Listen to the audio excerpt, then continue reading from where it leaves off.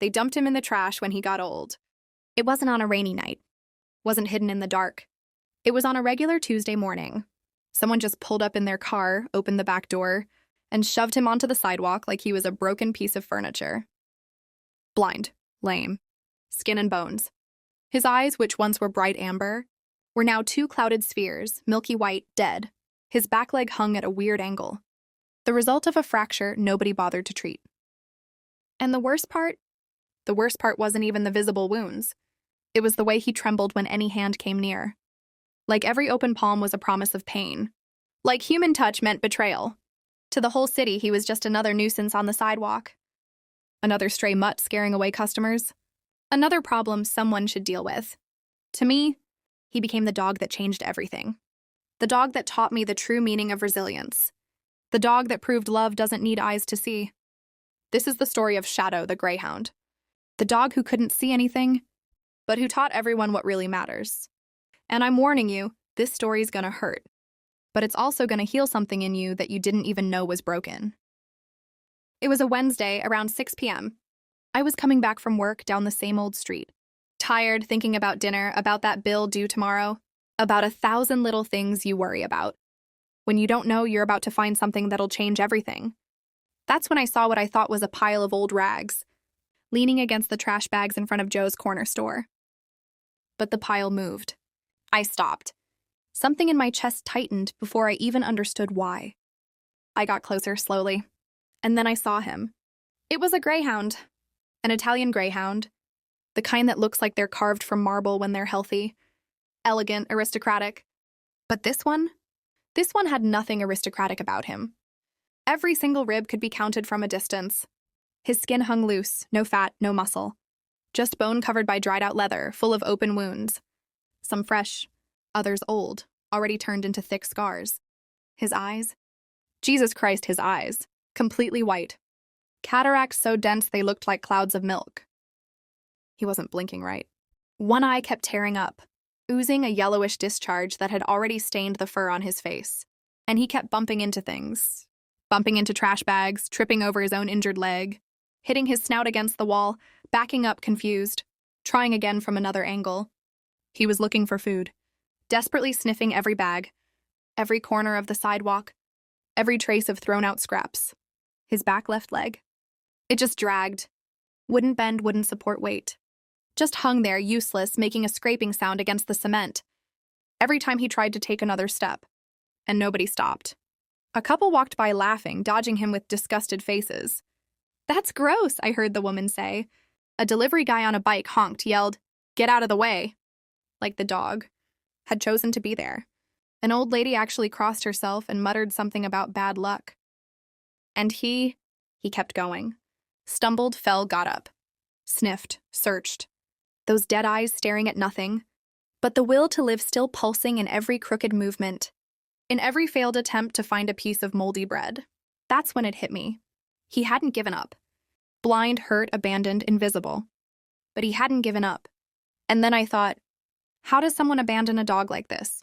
How does someone look at a dog that loved them their whole life and decide that when he gets too old, the solution is to throw him in the trash? Literally in the trash. I grabbed my phone with shaking hands. I called the nearest shelter. The woman who answered was straight to the point. "Can you hold him until we get there?" I looked at the greyhound. He'd turned in my direction, those white eyes fixed on nothing, but his ears alert, his head tilted, trying to locate me by sound. I'll try. I pocketed my phone and crouched down. Slow, no sudden movements. "Hey, buddy," I whispered. "It's okay. I'm not gonna hurt you." He froze. Every fiber of his body went tense. I could see the muscles, what few there were, vibrating under his skin. I took another step, and he panicked. Scrambled backward, tripped over his own leg, slammed his hip into the corner of the wall. A sharp yelp, pure pain, tore through the quiet street. He tried to run but couldn't. His leg dragged, his body wouldn't obey, and he just spun in circles, hitting everything. Growling at the air, at the ground, at invisible ghosts. No, easy, please," I murmured, feeling my heart shatter. But he wouldn't calm down. He growled at me. A weak, trembling growl, no real strength behind it, but loaded with terror. It wasn't aggression. It was pleading. "Don't come closer. Don't hurt me again. Don't hit me again. How many times had they hit him? How many times had a foot connected with those exposed ribs? How many times had a closed fist found that defenseless head? I sat on the ground. Didn't look directly at him. Turned sideways, made myself small, non-threatening. And I started talking. Didn't matter what about. I just talked. About my day. About the sound of cars. About the sky getting dark. About how I wanted to help. About how he deserved better. My voice cracked halfway through. You didn't deserve this, you hear me? I whispered, crying now. You didn't deserve to be thrown away like this. He stopped growling. His ears were still back, his body still trembling, but he'd stopped trying to run. I sat there on that dirty sidewalk talking to a blind dog, who probably hated me, until the shelter van pulled up on the street. 2 people got out, a young woman with a collar and leash, and an older man carrying a transport crate. Is this him? The woman asked, and her voice caught when she saw him. Yeah. They approached slowly, but even then he sensed it. Started thrashing again. Growling, whimpering, trying to escape even though there was nowhere to go. He won't let anyone touch him, I warned. I'm gonna have to use the pole, the man said, and I saw him grab one of those poles with a loop on the end. My stomach turned. It seemed wrong. Seemed cruel. But it was the only way to not hurt him more by trying to hold him by force. It took 15 minutes. 15 minutes of attempts, of yelps, of panic in those white eyes, until they managed to get the leash on. When they finally got him into the transport crate, he was exhausted, panting, trembling all over. I looked at the woman from the shelter. Will he be okay? She looked at me with that expression people who work rescue know well. Tired, realistic, but still hopeful. We'll do our best. And the van drove off. I stood there alone on the trash-filled sidewalk, wondering if I'd just saved that dog, or just prolonged his suffering. The vet called the next day. I'd left my number, asked to be notified about his condition. I couldn't stop thinking about those white eyes searching for me in the dark. Are you the person who rescued the greyhound? Yeah, that's me. Pause. Can you come down here? I need to talk to you. My heart sank. I got to the clinic half an hour later. The vet was a man in his 50s, with the look of someone who's seen everything. But even so, he seemed tired, upset. He led me to the exam room. And there he was, lying on a table, still leashed, lightly sedated. His body finally relaxed after so much panic. So, the vet started crossing his arms. It's worse than it looked. He pulled up the chart. He's completely blind. Mature bilateral cataracts. It's been a while since he could see anything. He pointed to the leg. Old femoral fracture, poorly healed. Must have happened months ago, nobody treated it. The bone fused crooked. That's why he drags it. We can try surgery, but I can't guarantee he'll walk normal again. He continued. Severe malnutrition? Deep anemia. Intestinal worms, ticks, fleas. Generalized skin infection. The vet called the next day. I'd left my number, asked to be notified about his condition. I couldn't stop thinking about those white eyes searching for me in the dark. Are you the person who rescued the greyhound? Yeah, that's me. Pause. Can you come down here? I need to talk to you. My heart sank. I got to the clinic half an hour later. The vet was a man in his 50s, with the look of someone who's seen everything. But even so, he seemed tired, upset. He led me to the exam room. And there he was, lying on a table, still leashed, lightly sedated. His body finally relaxed after so much panic. So, the vet started crossing his arms. It's worse than it looked. He pulled up the chart. He's completely blind. Mature bilateral cataracts. It's been a while since he could see anything. He pointed to the leg. Old femoral fracture, poorly healed. Must have happened months ago, nobody treated it. The bone fused crooked. That's why he drags it. We can try surgery, but I can't guarantee he'll walk normal again. He continued. Severe malnutrition? Deep anemia. Intestinal worms, ticks, fleas. Generalized skin infection. Since he wouldn't let anyone touch him, direct adoption was impossible. He needed a foster home. He needed to learn that humans weren't synonymous with pain. The person who volunteered was named Margaret. Early 60s, retired, living in a small house on the outskirts of Phoenix with 6 rescue dogs. They all had heavy stories. One missing an eye, another missing a leg. 2 that had been found tied up and dying. If anyone can help him, it's her, the shelter told me. The day they took the greyhound there, he went into the transport crate growling. Margaret wasn't fazed. She put the crate on the living room floor, opened the door, and simply stepped away. "He'll come out when he's ready," she said calmly. It took 3 hours. 3 hours with the door open, he didn't come out. Stayed in there, curled up, trembling, sniffing the unfamiliar air, until one of her dogs approached. It was a mixed-breed female, brown, missing an ear. She came close to the crate, sniffed, and simply lay down outside it. Didn't try to go in. Didn't try to force contact. Just stayed there, keeping him company. And slowly, very slowly, the greyhound came out. Those white eyes turning in all directions uselessly, his snout sniffing every inch, his leg dragging across the hardwood floor. He bumped into the female dog, froze, waited for the pain. But she just wagged her tail, and something happened that Margaret said she'd never forget. The greyhound whimpered. Not from fear, not from pain, from relief. Like for the first time in a long time, something hadn't hurt him. The first days were delicate. The greyhound still wouldn't accept human touch. If Margaret came close, he'd shrink back, turn his head, growl softly. But the other dogs were different. They understood. They'd been through the same thing. Knew the fear, the distrust, the phantom pain of a violent past. And they taught by example. When Margaret put out the food, everyone ate together in a calm line. The greyhound heard the sound of mouths chewing, smelled the food, but stayed back suspicious. He'd wait for everyone to finish. Only then would he approach and eat the leftovers, quick, nervous. Until one day, the three-legged mutt pushed his bowl closer to the greyhound. Like saying, "Hey, here! This is yours too." The greyhound flinched but ate. And that day he ate with the others. The nights were the worst. The greyhound wouldn't sleep. He'd stay awake, lying in a corner, head up, ears alert to every sound. Like he was expecting something bad to happen at any moment. It was one of those nights that Margaret heard a noise.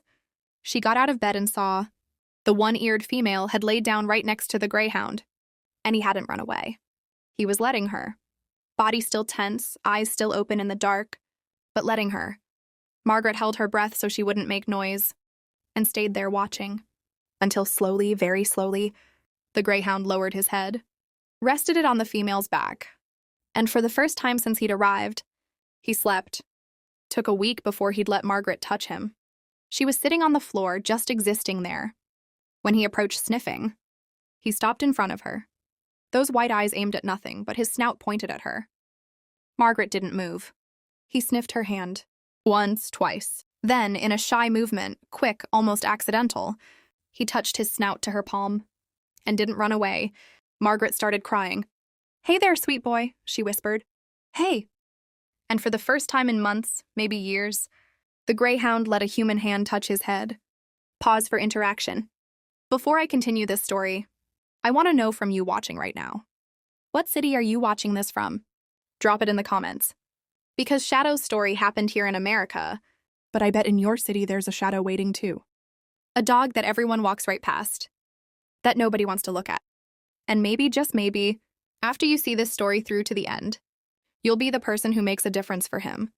So comment below, watching from your city, and let's prove there's good people spread all across this country.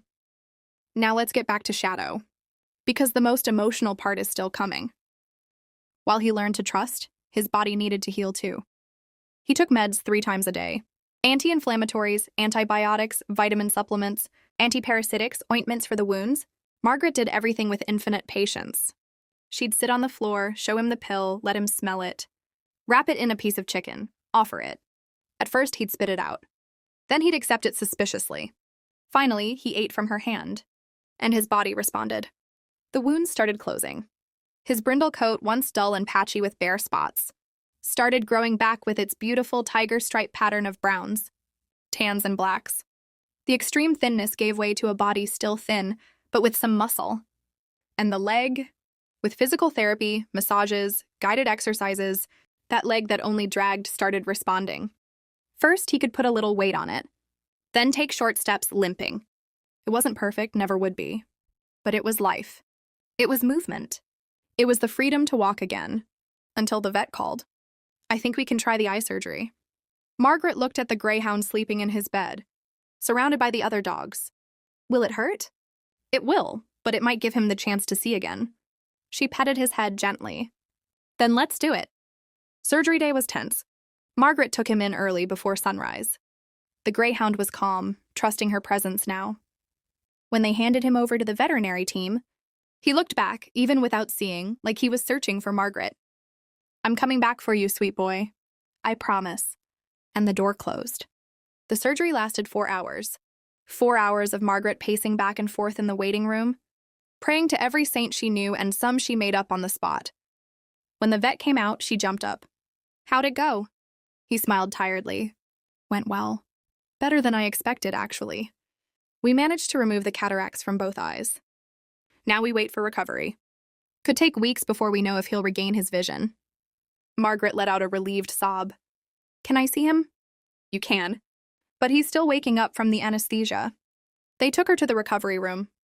There he was, lying on a padded table, his eyes covered with bandages, his body relaxed from the drugs. Margaret sat next to him and held his paw. You're strong, you know that, she whispered. Stronger than anyone I know. His paw moved. Like even while sleeping, he recognized her touch. The first weeks post-surgery were extreme care. The greyhound wore a cone, couldn't scratch his eyes, took eye drops every hour, and basically lived in a protective bubble. He hated the cone. Bumped into everything, got stuck in corners, whimpered in frustration. But Margaret wouldn't take it off. I know you hate it, sweet boy. But it's so you can get better. The other dogs helped. They guided him through the house, pushed the food bowl closer, barked when he was about to bump into something dangerous. Until 3 weeks later, the day came. The follow-up appointment. The vet examined his eyes, checked the healing, tested reflexes. Everything's perfect, he said, smiling for the first time since he'd met the greyhound. Let's take off the bandages. Margaret held her breath. The vet carefully removed the dressing. The greyhound's eyes blinked, confused by the light.